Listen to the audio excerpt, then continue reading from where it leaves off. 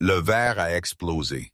C'est ça, le début, ou plutôt le milieu, le chaos, le vrai début, celui qui explique pourquoi ma vie a basculé en un instant, est bien plus ancien. Mais ce soir-là, c'était le point de non-retour.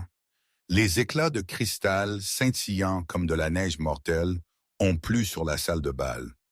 Les hurlements des invités, le frisson du danger qui vous prend aux tripes, c'est ce que je me souviens le mieux. Des loups énormes, les yeux rougeoyants, ont déferlé par les fenêtres brisées, transformant la fête en un champ de bataille. Des renégats. Je me suis retrouvé projeté derrière Julien, ma main agrippée à son dos, ma peur si intense qu'elle en devenait une douleur physique. « Reste prêt », il m'a lancé sa voix profonde, autoritaire. Une fraction de 2 secondes plus tard, il n'était plus Julien, l'homme au regard perçant, mais une masse noire immense, son loup, plus grand que n'importe quel autre que j'ai jamais vu, une bête de minuit, terrifiante et magnifique. Le bruit de l'impact quand il s'est jeté sur le premier renégat était comme le tonnerre. Je me suis plaqué contre une colonne, le cœur battant à tout rompre, regardant la danse mortelle. Il déchirait les assaillants comme du papier, une machine de guerre implacable, terrifiante, mais étrangement belle dans sa fureur.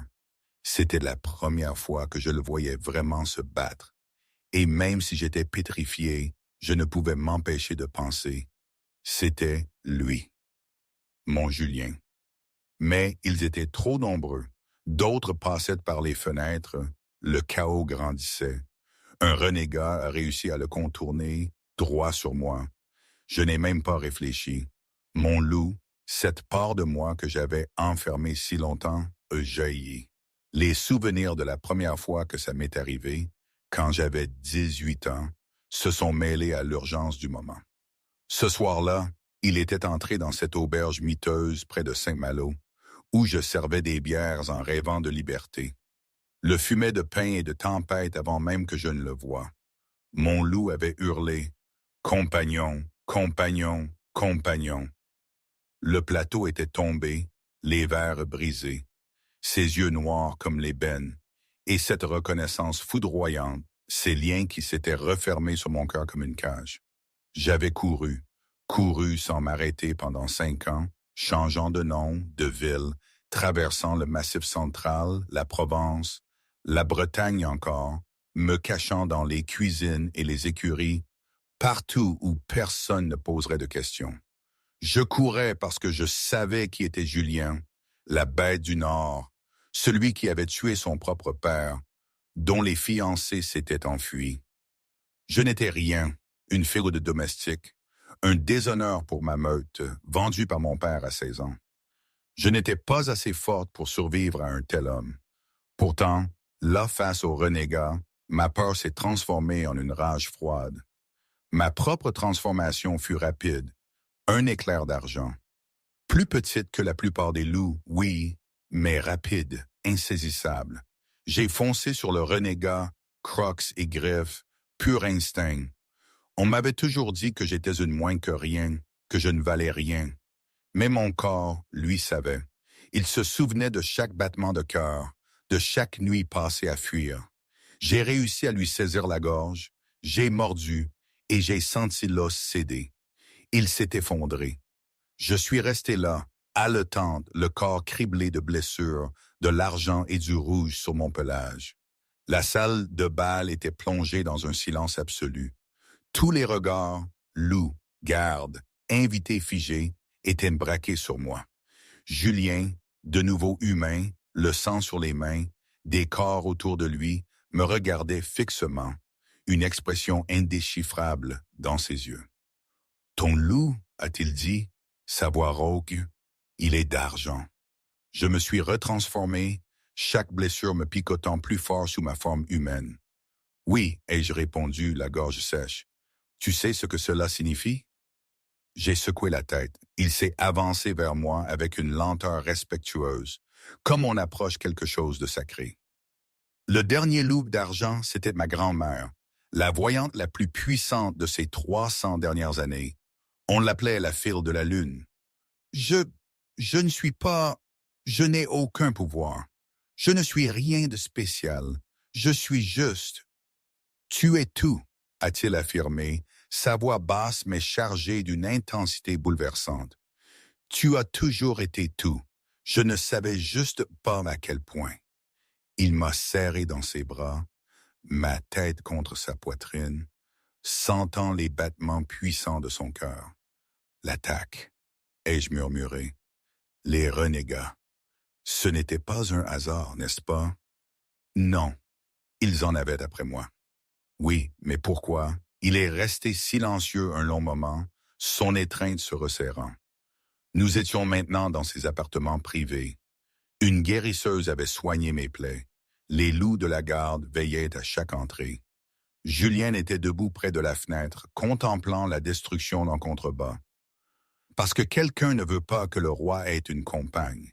Quelqu'un veut que je sois seul, vulnérable, tuable. Qui? Ai-je demandé, sentant un froid me traverser. Sa mâchoire s'est crispée. Mon frère, Pierre, mon frère. Un souvenir fugace de mon propre père me trahissant pour des dettes m'a traversé. Tu as un frère? J'en avais un plutôt. Il a été exilé il y a 10 ans, après avoir tenté de me tuer la première fois. Nous sommes jumeaux, en fait. Il est né 3 minutes avant moi. Il aurait dû être l'héritier. Ce qui s'est passé, notre père s'est passé. Il a vu en moi quelque chose qu'il ne voyait pas en Pierre. Un potentiel, une certaine obscurité qu'il pouvait utiliser. Sa voix était pleine d'amertume. Il m'a entraîné à être une arme, et il a jeté Pierre comme si de rien n'était. Alors Pierre veut sa vengeance. Pierre veut le trône. Il a monté une armée dans les terres d'ombre, recrutant des renégats, planifiant, attendant quoi? Que je prenne une compagne. Il s'est tourné vers moi. Un alpha lié est plus fort à certains égards, mais aussi plus vulnérable, parce qu'il y a désormais quelqu'un qui peut être utilisé contre lui. La vérité s'est abattue sur moi comme un fardeau. Il viendra me chercher. Oui, il m'utilisera pour t'atteindre. Il essaiera. Je me suis levé, je me suis approché de lui, posant mes mains sur sa poitrine. Alors on ne lui en donnera pas l'occasion. Que veux-tu dire? Accomplissons le lien ce soir. Fais de moi ta compagne à tous égards. Rende-moi assez forte pour me battre à tes côtés au lieu de me cacher derrière toi. Ses yeux ont flambé, une lueur d'or pur. Tu ne sais pas ce que tu demandes. Je demande d'arrêter de fuir. Je demande d'arrêter d'être la fille que personne ne veut. Je demande d'être tienne, complètement. Marie. 5 ans, Julien. 5 ans, j'ai vécu à moitié, te sentant à travers le lien, te manquant sans jamais te connaître. Je ne veux plus attendre. Je ne veux plus être prudente. Je veux ça. Toi. Quoi qu'il arrive ensuite. Il m'a saisi, m'a attiré contre lui et m'a embrassé comme s'il se noyait et que j'étais l'air. Quand il s'est reculé, ses yeux étaient de l'or pur. Es-tu sûr? Je n'ai jamais été plus sûr de rien dans ma vie. Il a souri, ce sourire rare, dévastateur. Alors donnons à mon frère de quoi s'inquiéter, pour de bon. C'était quel jour déjà? Un mardi? Un mercredi? Franchement, avec le recul, les jours se mélangeaient un peu dans ma tête. Ce que je savais, c'est que ce bal de l'empereur au Château Noir, près de la Forêt Noire, où on dit que l'ancien roi chassait ses ennemis, était censé être la solution à tout. Ou plutôt, la solution pour ma sœur, Sophie. Moi, j'étais censé n'être rien. 3 semaines avant, ma vie était si différente. Ma mère mourait à Crête d'Argent, la meute où j'avais grandi. Ce village perdu, dont le nom évoquait des souvenirs douloureux. Elle m'avait fait passer le mot par des voies souterraines, de ces messages qui mettent des mois à arriver. Viens, s'il te plaît. Je n'ai pas longtemps. Alors je suis revenu, pensant me faufiler, dire au revoir, disparaître à nouveau. Mais Sophie, oh Sophie, elle m'a toujours détesté, je ne sais pas pourquoi. Peut-être parce que maman m'aimait plus, ou peut-être à cause de mes yeux étranges, gris argentés, hérités de notre grand-mère. Les gens chuchotaient sang de sorcière. Peut-être qu'elle avait juste besoin d'une cible. Elle a découvert ma présence en quelques heures. Elle est venue au chevet de notre mère, non pas pour la réconforter, mais pour me transmettre un message. Tu vas au bal lunaire, a-t-elle déclaré, le sourire froid, jamais atteint par ses yeux. Le roi Alpha organise un bal.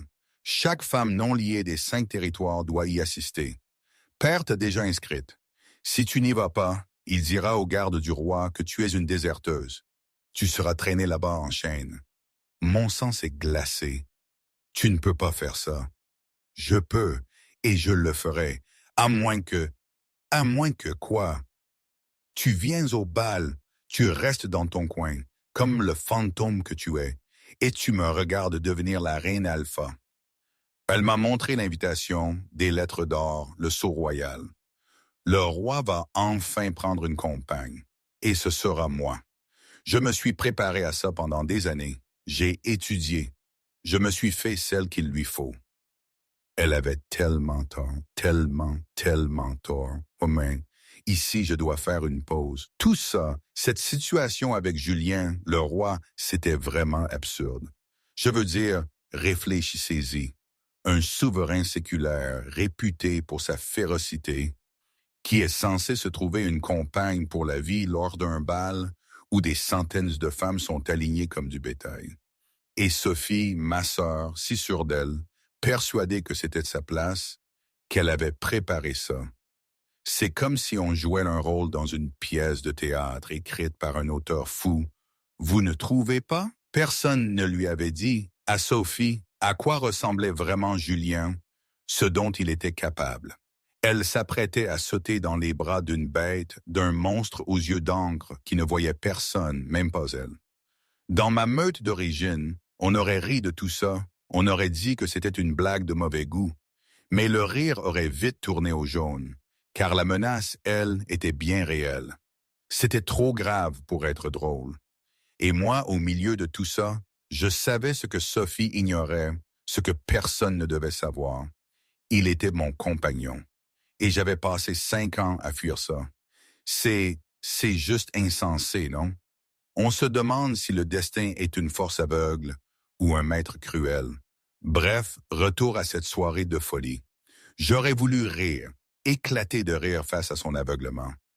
Mais je ne pouvais rien lui dire. Si elle savait que j'étais sa compagne, si n'importe qui savait. D'accord, ai-je chuchoté. J'irai. Son sourire était froid, cruel. Bonne fille, elle est partie. Je suis resté dans l'obscurité, la main de ma mère dans la mienne, sachant que je marchais droit dans l'endroit que j'avais fui toute ma vie d'adulte. Ma mère est morte 2 jours avant le bal. Je l'ai enterrée seule, sans cérémonie, sans pleureur, juste moi creusant dans la terre gelée derrière notre chaumière, mes mains tremblant malgré moi. Quand ce fut fait, je suis restée assise près de sa tombe jusqu'à l'aube. Puis je suis allé affronter mon destin.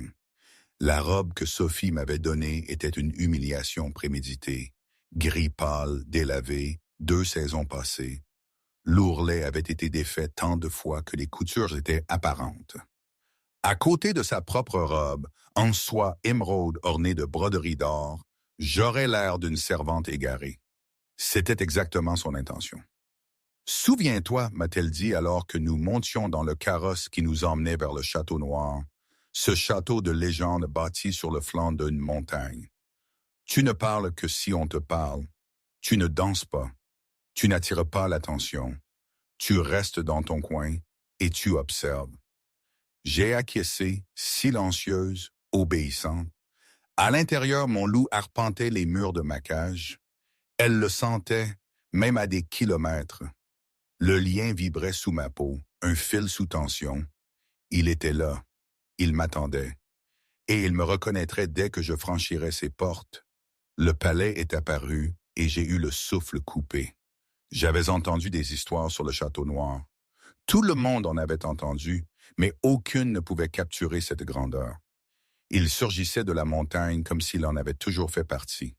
Des tours de pierre noire s'étiraient vers un ciel étoilé. Des milliers de lumières scintillaient à toutes les fenêtres. Une cascade d'eau dévalait d'un de ses flancs, étrangement liquide malgré le froid hivernal. Et aux portes, des loups, non transformés, mais pas tout à fait humains non plus. La garde du roi. 2,10 m de muscles, les yeux dorés brillants dans l'obscurité. Il vérifiait chaque invitation avec une précision absolue. L'un d'eux m'a regardé un instant de trop. Mon cœur a cessé de battre, mais il nous a fait signe de passer. Nous sommes entrés dans la salle de bal et le monde a basculé sous mes pieds. 300 invités, peut-être plus, des loups de tous les territoires, parés de soies et de velours, et de tant de bijoux qu'ils auraient pu racheter un royaume entier.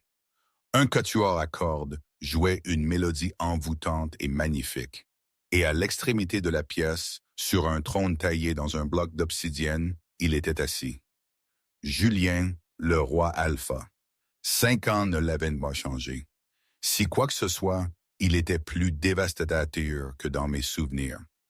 Des cheveux foncés rejetés en arrière sur un visage sculpté dans la pierre, une mâchoire assez ciselée pour couper du verre, une cicatrice courant de sa tempe gauche à sa pommette, la seule preuve que quelque chose avait osé le toucher un jour. Et ses yeux, noirs, complètement noirs, sans une once d'humanité. Il parcourait la pièce, méthodique, calculateur, cherchant quelqu'un. Je me suis blotti dans les ombres près du mur, me faisant petite, invisible.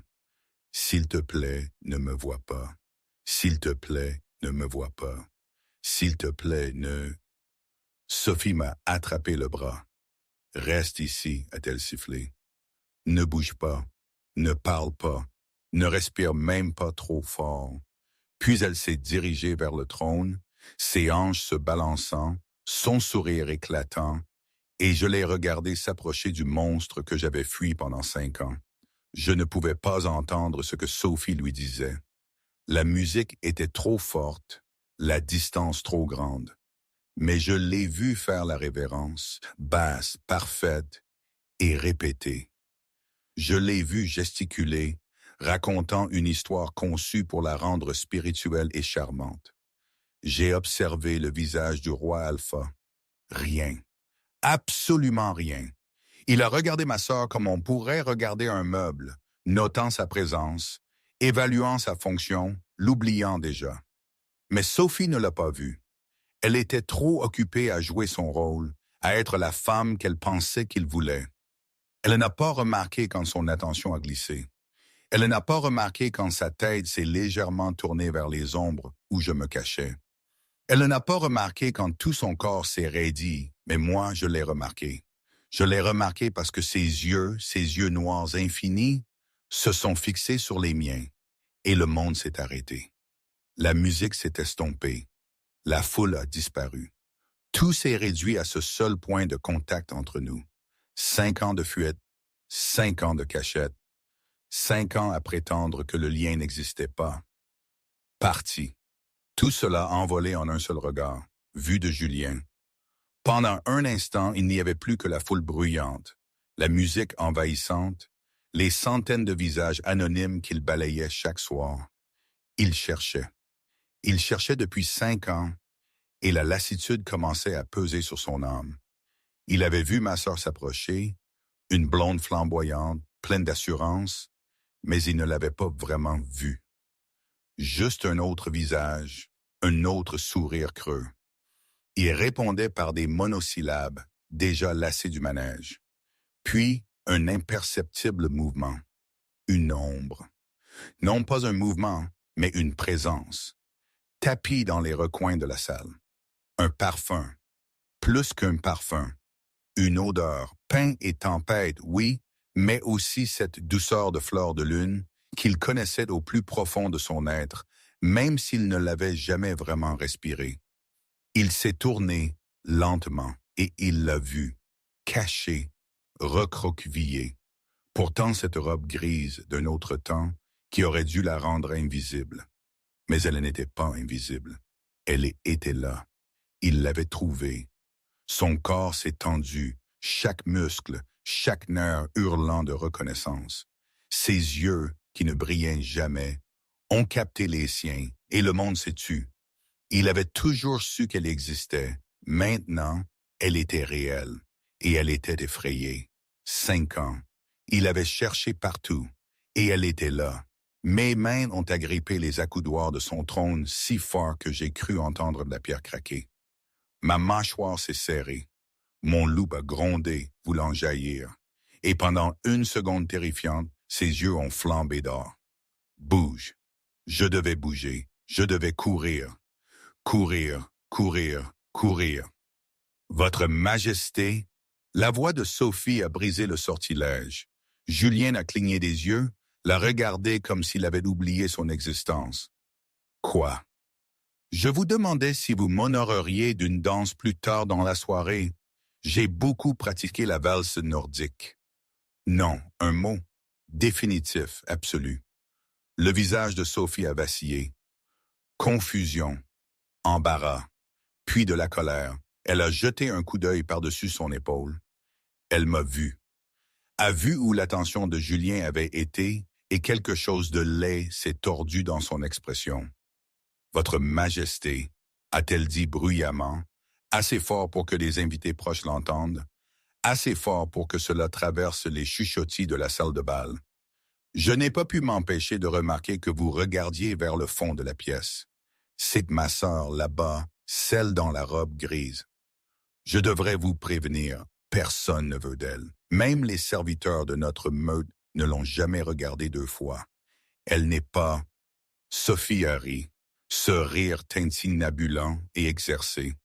Eh bien, elle n'est pas vraiment du genre à être une compagne, si vous voyez ce que je veux dire. Les mots m'ont frappé comme des coups physiques.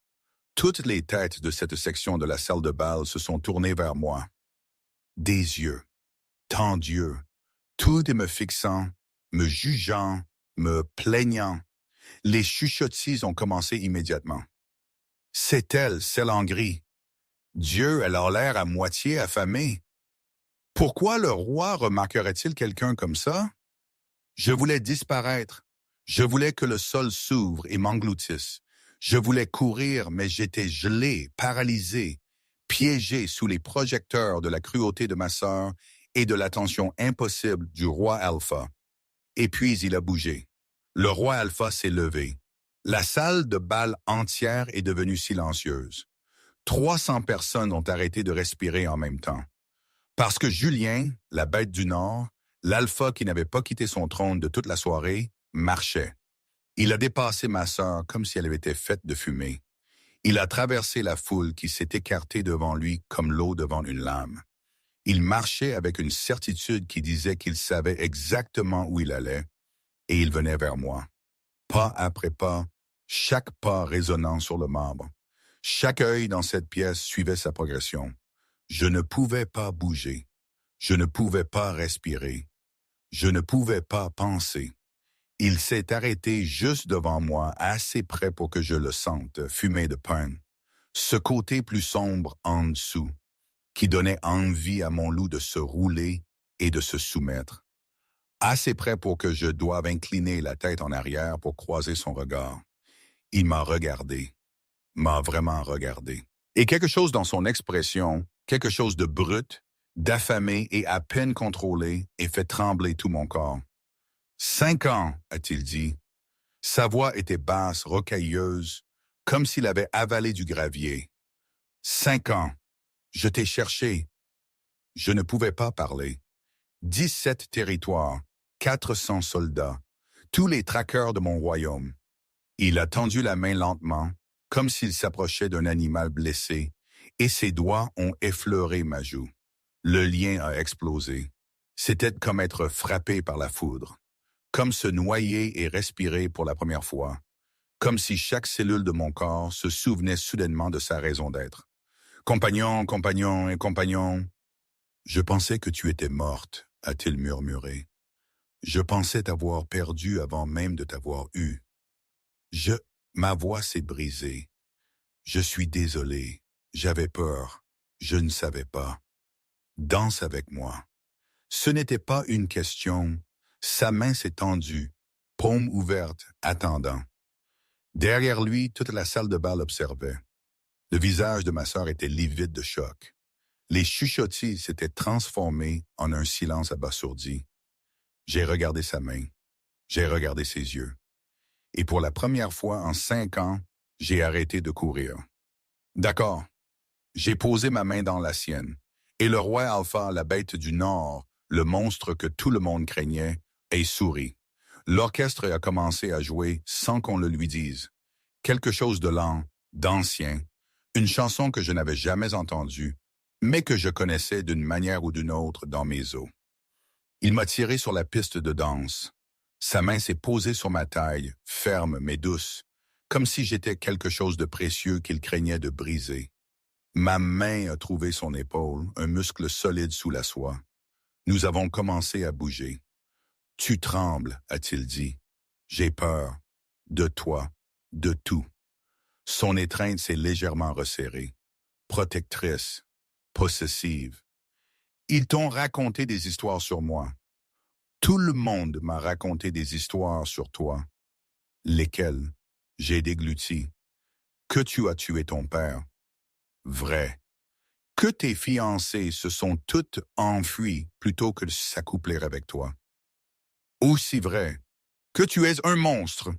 Il laisse rester silencieux un long moment. Nous avons tourné, pirouetté, les lumières se sont brouillées autour de nous.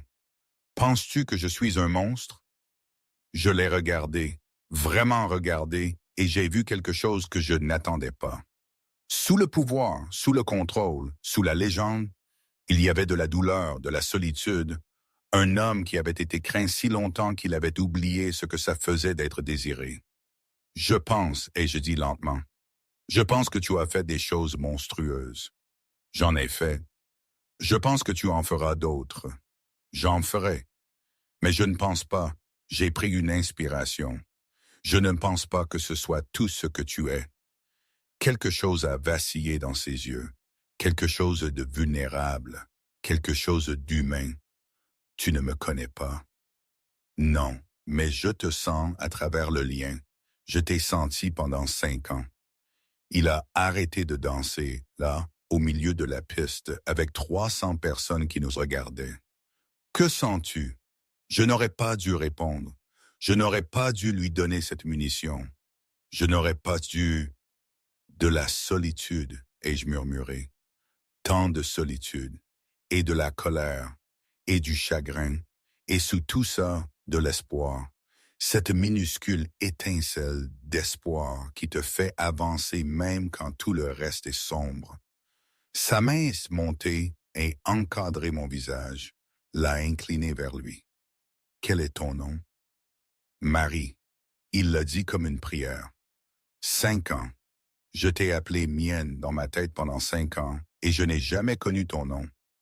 Je suis désolé d'avoir couru. Ne le sois pas. Je comprends de la peur. J'en ai inspiré suffisamment. Je n'ai plus peur. Menteuse. Mais il a souri en le disant. Tu es terrifiée. Ton cœur bat si vite que je peux l'entendre. Terrifié et n'ayant pas peur ne sont pas la même chose. Il a ri, un rire bas, rauque, surpris, comme s'il avait oublié qu'il pouvait produire ce son. Non, a-t-il dit. Je suppose que non. La musique a enflé. Nous avons recommencé à bouger, plus proche maintenant, son front presque touchant le mien.